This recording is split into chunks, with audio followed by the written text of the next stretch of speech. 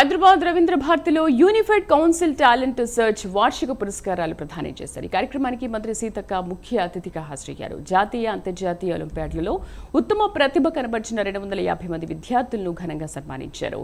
పిల్లలు విశ్లేషణాత్మక శక్తితోనే ఉన్నత శిఖరాలకు చేరుకుంటారని అన్నారు.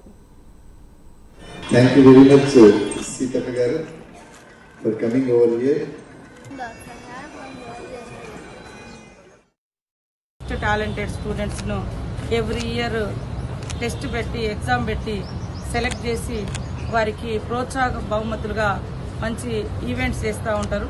వాళ్ళలో ఉన్నటువంటి స్టూడెంట్స్లో ఉన్నటువంటి టాలెంట్ని బయటికి తీసుకు వాళ్లకు ప్రోత్సహించడం. ఈసారి దాదాపుగా 300 మందిని 10 లక్షల మందిలో 300 మందిని సెలెక్ట్ చేసి ఈరోజు రవీంద్ర భారతిలో నా చేతుల మీదుగా మరి ఓవరాల్ ఇండియాలో ఉన్నటువంటి వివిధ రాష్ట్రాలకు సంబంధించినటువంటి స్టూడెంట్స్కు ట్యాబ్లు అదేవిధంగా మరి వాళ్లకు అవార్డ్స్ ఇవ్వడం, మెడల్స్ ఇవ్వడం చాలా సంతోషం. ఇవాళ జీవితంలో ఎడ్యుకేషన్ అనేది చాలా ఇంపార్టెంట్. నాలెడ్జ్ లేకుండా మనం దేన్ని సాధించలేము. కాబట్టి మనకు జీవితాంతం తోడుండేది మరి నాలెడ్జే, జ్ఞానమే. జ్ఞానము, చదువు అది ఎప్పుడు కూడా ఎంత నేర్చుకుంటే అన్ని వేల మందికి మనం దాన్ని అందిస్తే సమాజం అంత ఉన్నతంగా తయారవుతుంది. అందుకనే నిత్య విద్యార్థిలాగా ఉండడం నాకు ఇష్టము.